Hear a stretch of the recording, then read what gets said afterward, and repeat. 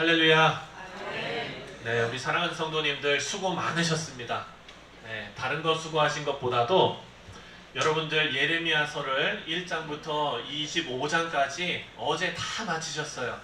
네, 할렐루야. 네, 수고 많으셨어요. 네, 근데 다 마친 게 아니라 반 하셨어요.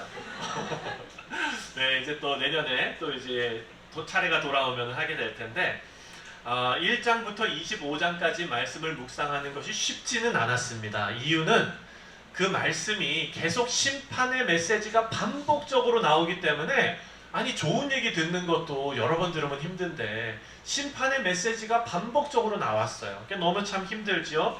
그럼에도 불구하고 사랑하는 성도님들, 하나님의 말씀은 그 하나도 생략하거나 넘어갈 수 있는 말씀은 없습니다. 우리 교회에게 이 시기에 꼭 필요한 말씀을 하나님께서 주신 줄 믿습니다. 예레미야서를 통해서 우리가 꼭 기억해야 할 교훈들이 많은데요. 그 중에 하나가 바로 이것입니다.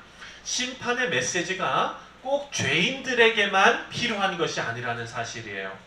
심판의 메시지는요, 우리 믿는 성도들에게도 영적인 각성을 가져오게 합니다. 우리는 모두 하나님을 믿고 예수님을 구주로 고백한 믿음의 백성인 줄 믿습니다.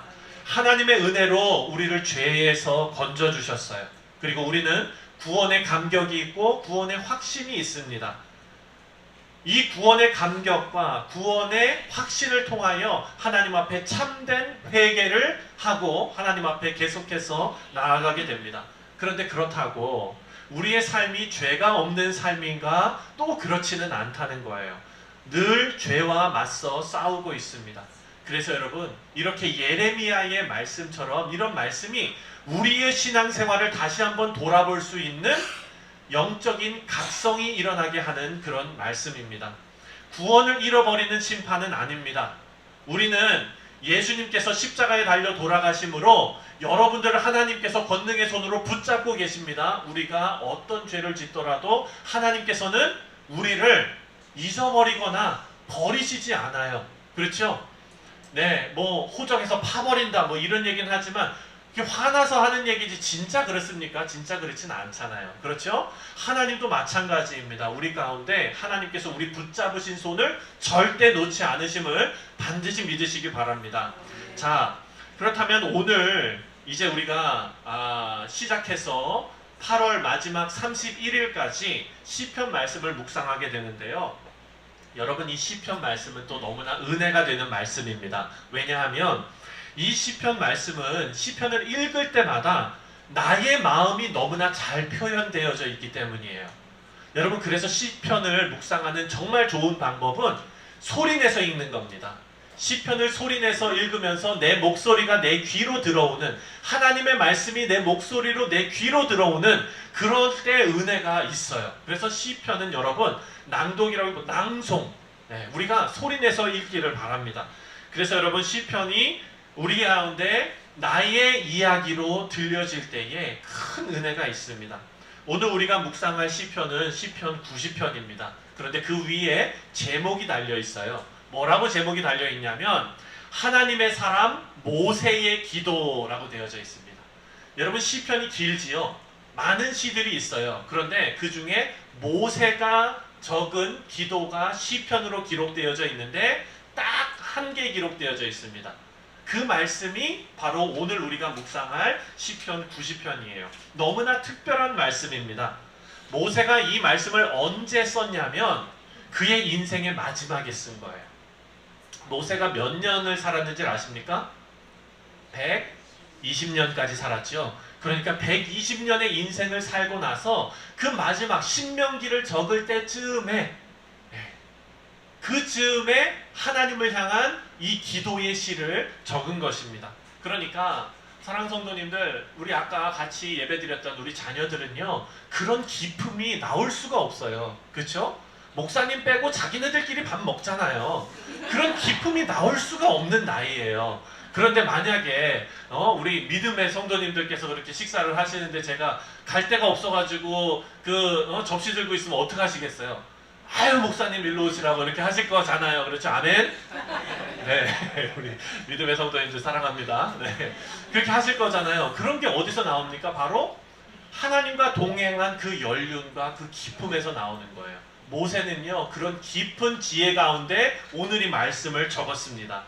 사랑하는 성도님들, 모세의 인생을 보면은요 그 인생의 첫 40년을 어디서 지냈습니까? 바로의 왕궁에서 왕자로 지냈습니다. 물론 그 태어나자마자 기억도 별로 없을 거예요. 그때 죽을 뻔했죠. 그렇지만 하나님의 은혜로 건짐을 받아서, 모세 건짐을 받아서 바로의 왕궁에서 40년을 살았습니다. 그렇게 살아가다가 모세가 관계 속에서 자기 자신을 발견한 그런 사건이 벌어집니다. 여러분, 인생은요, 사람은요 관계 가운데서 자신을 발견하게 됩니다. 모세가 그런 경우에요.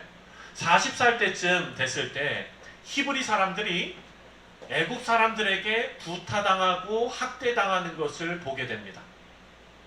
모세가 그것을 대면하고 나서 그 마음에 자기 자신을 발견한 거예요. 자기 자신의 어떤 모습이냐면 나의 히브리인의 모습, 그리고 또 나의 삶을 보면 애국 사람의 모습, 이 두 개가 발견이 된 거예요. 자기 자신의 히브리인의 모습이 발견되자마자 어떻게 했습니까? 가서 애국 사람을 쳐서 죽였어요. 관계 속에서 자기 자신이 드러나게 된 것입니다. 이 히브리인의 모습과 애굽인의 모습이 동시에 공존하는 자기 자신을 바라보면서 두려움에 쌓이고, 자기가 애굽 사람을 죽인 것에 대해서 두려움에 쌓여서 그 길로 광야로 도망가게 됩니다. 여러분, 이 장면은요 많은 것을 생각나게 합니다. 우리도 인생을 살아가면서 이런 상황을 맞을 때가 있지 않습니까? 관계 가운데서 내가 드러나는 경우가 있어요. 여러분, 이렇게 말하죠. 나는요 목사님, 누가 나를 건들지만 않으면은 나는 착해요. 네. 왜 가만히 있는 나를 건드려가지고 성질 나오게 합니까? 이렇게 얘기해요. 근데 여러분 생각해 보세요. 그 성질이 다른 데 있는 게 들어온 겁니까? 아니면 내 안에 있는 게 드러난 겁니까? 내 안에 있는 게 드러난 거죠. 누구 거예요? 내 거예요. 그렇죠? 근데 왜 다른 사람을 핑계를 댑니까? 왜 다른 사람을 탓을 합니까? 혼자 가만히 있으면은요, 사랑하는 성도님들, 그 누구도 내가 어떤 존재인지 알 수가 없습니다. 모세가 그랬던 거예요. 왕궁에 가만히 있으니까 그 사람이 히브리인인지 애굽인인지 그냥 덮어져 있었던 거예요. 그런데 관계 속에서 대면하고 나니까 나의 모습이 드러나기 시작했습니다. 모세는요 애굽 사람도 아니었고 히브리 사람이라고도 할 수 없었습니다. 그리고 그 자리에서 도망쳤습니다. 이후 모세는 40년 동안 광야에서 살게 됩니다. 40년의 광야 생활이 어땠을까를 한번 생각해 보는 거예요. 광야가 어떤 곳입니까? 아무도 없는 곳입니다. 그곳에서 양들 치면서 살아가고 있는 거예요. 여러분, 하루 동안 무건수행을 한다고 한번 생각해 보세요. 말 안 하는 거. 그것도 힘들걸요. 근데 40년을 양들하고만 지낸다 그러면은요, 정말로 말을 잃어버릴 수도 있겠다라는 생각이 듭니다. 여러분, 우리가 미국 오셔서 한국에 여기서 태어나신 분들은 모르겠지만 한국 살다가 미국 오신 분들, 한국에서는 한국말 잘 하셨잖아요. 네. 근데 미국 와서 보면 한국말 잘 안 되시는 분들이 계세요. 그렇죠? 그래서 이렇게 표현하죠. 다가오지 않는 영어, 그죠? 멀어져가는 한국말. 이런 게 우리 아닙니까? 우리가요 잘 사용하지 않으면 그게 어눌해진다는 거예요. 그러니까 모세가 40년 동안 그렇게 광야에 살다가 하나님께서 나타나셨을 때 진짜로 핑계된 것이 아닐 수도 있어요. 하나님, 저 진짜 말이 안 나와요. 이렇게 얘기했을 수도 있는 것 같아요. 근데 여러분, 그 40년 동안의 그 생활 가운데 모세는요 그냥 또 덮어져 있었던 거예요. 아무도 모세를 건들지 않아요. 모세를 건드렸던 건 그냥 양들. 네, 양들은 그냥 넘어갈 수 있잖아요. 그런데 모세가 80세 되던 해에 누구와 대면하게 됩니까? 하나님과 대면하게 됐어요. 예전에는 사람들과 대면했을 때 자기 안에 있던 것이 좀 나왔는데, 하나님을 만나고 나니까 이제 뭐가 나왔느냐? 내 본질이 나오게 된 거예요. 하나님을 만나고 나서 나의 본질, 나의 정체성, 나의 모든 것이 하나님 앞에 드러나게 된 것입니다. 우리 사랑하는 성도님들, 그래서 우리는요, 모세가 하나님을 대면한 것처럼 우리도 하나님을 만나야 합니다. 여기 계신 모든 분들은 하나님을 인격적으로 만난 분이신 줄 믿습니다. 그리고 우리 자녀들을 위해서 그렇게 우리가 고생하는 것은 자녀들이 하나님을 인격적으로 만나기를 원하는 마음 아닙니까? 사랑하는 성도님들, 모세의 인생을 통해서 알 수 있는 것은요, 우리가 관계를 통해서 나를 발견하게 되는데, 나의 본질을 가장 깊은 곳을 발견할 수 있는 것은 바로 사람과의 관계가 아니라 하나님과의 관계, 하나님을 대면했을 때 가능하다라는 것을 알 수 있습니다. 여러분들 인생에서 최고의 만남은 누구입니까? 우리 김동석 집사님, 인생에서 최고의 만남이 누굽니까? 아멘. 아주 safe answer. 그렇죠. 네. 김혜은 집사님이라고. 네. 사랑하는 성도님, 이것도 너무 아름다운 모습인데요. 여러분이 만난 최고의 만남이 하나님이 되시기를 주님의 이름으로 축원드립니다. 우리 인생에서 주님 안 만났으면 어떻게 될 뻔했습니까? 그렇죠. 하나님을 만나고 여러분이 어떤 존재인지를 발견하게 된 것은 우리에게는 큰 기쁨입니다. 모세는요, 이 인생의 마지막 시점에서 하나님을 발견하고 큰 진리를 깨닫게 되었어요. 그리고 그 진리를 오늘 시편 90편에 말씀하고 있는데 1절과 2절을 우리 큰 목소리로 함께, 우리 목소리가 들리도록 함께 낭독하겠습니다. 시작. 주여, 주는 대대에 우리의 거처가 되셨나이다. 산이 생기기 전, 땅과 세계도 주께서 조성하시기 전, 곧 영원부터 영원까지 주는 하나님이시니이다. 아멘. 아멘. 모세는요, 하나님과 대면하고 나서, 하나님하고 동행하고 나서, 또한 하나님께서 맡기신 그 사역을, 이스라엘 백성들을 출애굽시켜서 가나안 땅으로 들여보내는 그 어려운 과정을 하나님과 동행하면서 겪고 나서 이런 진리를 발견한 거예요. 무슨 진리를 발견했느냐? 1절에 나오는 대로 주는 대대에 우리의 거처가 되셨나이다. 다시 말해서 하나님, 내가 있어야 할 곳은 저 광야도 아니고요, 내가 있어야 할 곳은 바로의 궁전도 아니고요, 내가 있어야 할 곳은 하나님입니다 라는 것을 120년 지나서 깨닫게 된 거예요. 나의 거처는 하나님이시다. 여러분, 거처가 뭡니까? 우리가 해외여행하고 이렇게 들어올 때 우리가 뭐 이렇게 뭐 기록하거나 뭐 이런 거 있잖아요.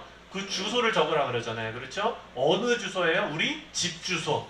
여러분의 집은 여러분이 거하는 곳, 여러분이 있어야 되는 곳. 그렇죠? 성도님, 위치가 여러분을 만듭니다. 사랑하는 성도님들, 우리의 위치가 우리를 만들어 갑니다. 자신이 어떤 위치에 있는가 하는 것은 너무나 중요한 문제입니다. 예배가 없고 교회가 없고 말씀이 없는 곳에 우리를 놔두면 어떻게 되겠어요?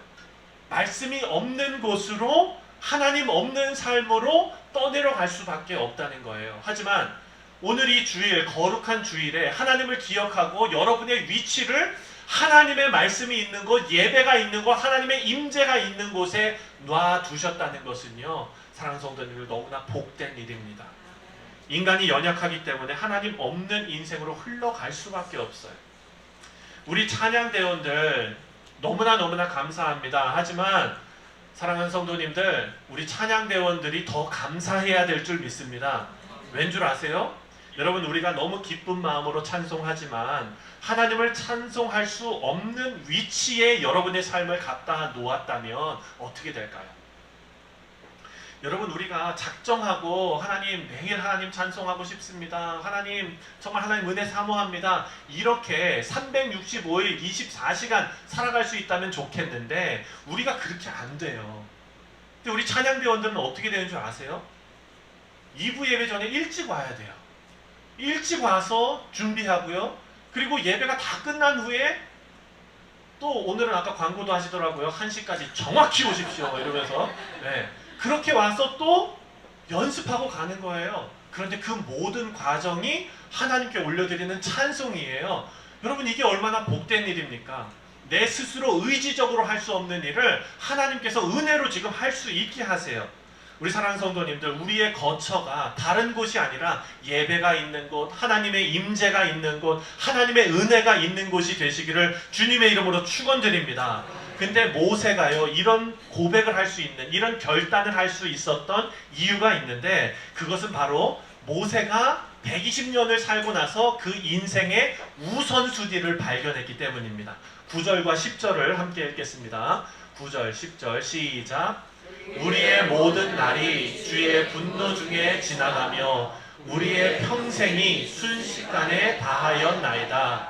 우리의 연수가 70이요 강건하면 80이라도 그 연수의 자랑은 수고와 슬픔뿐이요 신속히 가니 우리가 날아가나이다. 아멘. 모세가 120년을 살았거든요. 시편의 고백을 보니까 120년이 순식간에 지나갔다라고 고백합니다. 여러분, 120년의 시간이 짧습니까? 순식간입니까? 그렇지 않을걸요? 제가 예전에 주일 설교 때 한번 여러분께 여쭤봤어요. 여러분, 만약에 여러분이 10대로 다시 돌아갈 수 있다면 다시 여러분 인생 사시겠습니까? 그랬더니 아이고, 저를 쳐다보시는 그런 표정이 어떻게 이렇게 심한 말을 하시느냐고 뭐 이런 표정으로 싫다고 그러시더라고요. 여러분 생각해 보세요. 그 인생을 다시 살아내는 것, 저도 돌아간다 그러면 군대 다시 가야 되죠. 고등학교 다시 가야 되죠. 못 살 것 같아요. 네. 그런데 모세의 고백을 보면은요, 그 길고 지루했던 그 모든 시간이 순식간처럼 느껴진다는 거예요. 그 이유가 뭐냐면 모세가 영원을 발견했기 때문이에요. 영원을 발견했기 때문.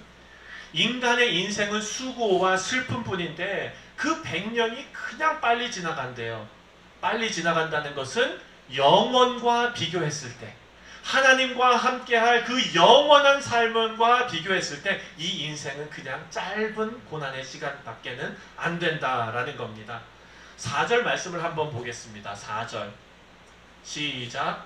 주의 목전에는 천년이 지나간 어제 같으며 밤의 한순간 같을 뿐임이니이다. 아멘. 여러분 공감이 되십니까? 우리의 이 하루의 삶이 하나님께서 함께 하시는 그 영원의 삶에 비하면 그냥 찰나의 순간이다라는 거예요. 예전에 광수생각이라는 만화가 있었습니다.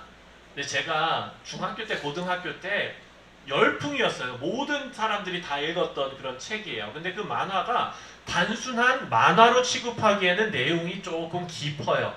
그 내용 가운데 이런 이야기가 있었습니다. 어떤 아이가 하나님께 이렇게 물어봅니다. 하나님, 우리가 살아가는 이 하루가 하나님 나라에서는 수천억 년 정도는 되지요? 그런 거예요. 하나님이 그럼 하나님의 나라에서는 영원하니까 뭐 수천억보다 훨씬 더 길지, 이렇게 얘기했어요. 그랬더니 이 아이가 이러는 거예요. 하나님, 그러면 내가 쓰는 이 돈도요, 우리 여기에서 1불이면은 하나님 나라에서는 수천억 불 정도는 되겠네요. 그러니까 아유, 그럼 그렇지. 하나님 그런 거예요.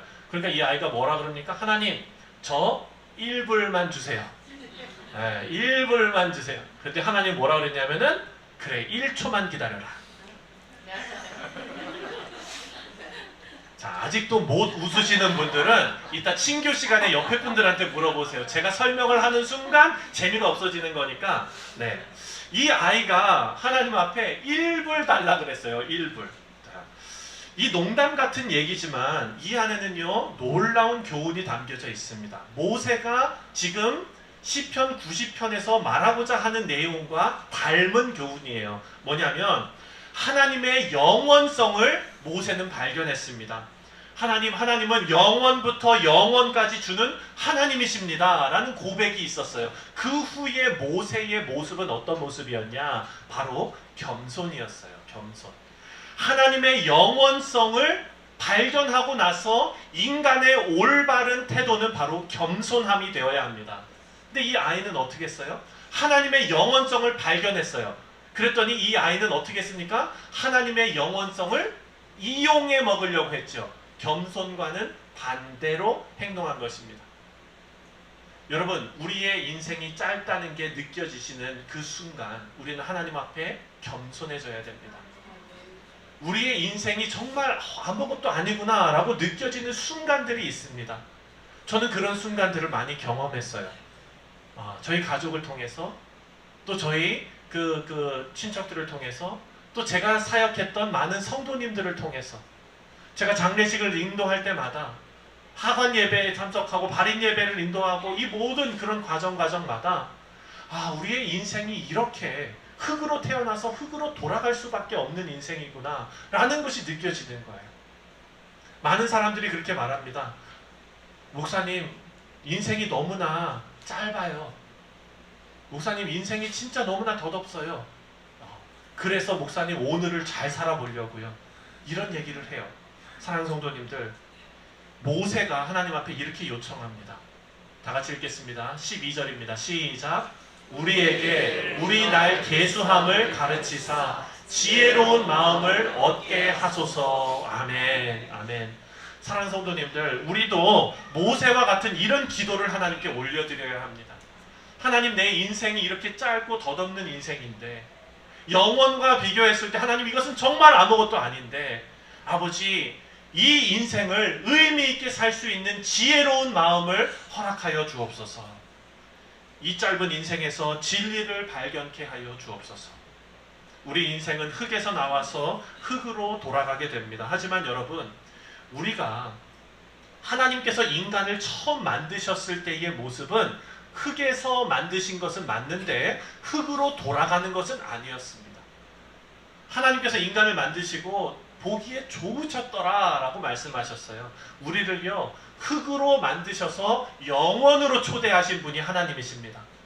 근데 이것이 흙으로 만들어져서 흙으로 돌아가는 걸로 바뀌었어요. 3절 말씀을 볼까요? 시작.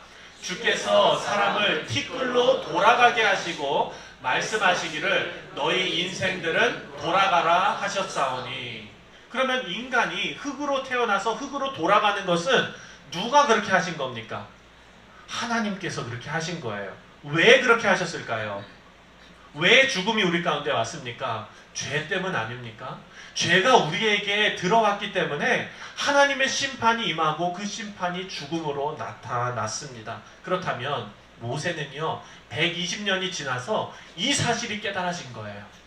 나의 본질, 나의 본 모습은 하나님께서 흙으로 창조하셔서 하나님의 나라에 들이시는 영원으로 초대하셨는데 죄로 인해서 하나님의 심판을 받고 죽음이 이 땅 가운데 와서 이제 내가 흙으로 돌아가게 되는구나. 그렇다면 내 인생, 내 영혼을 건져낼 수 있는 분은 누구입니까?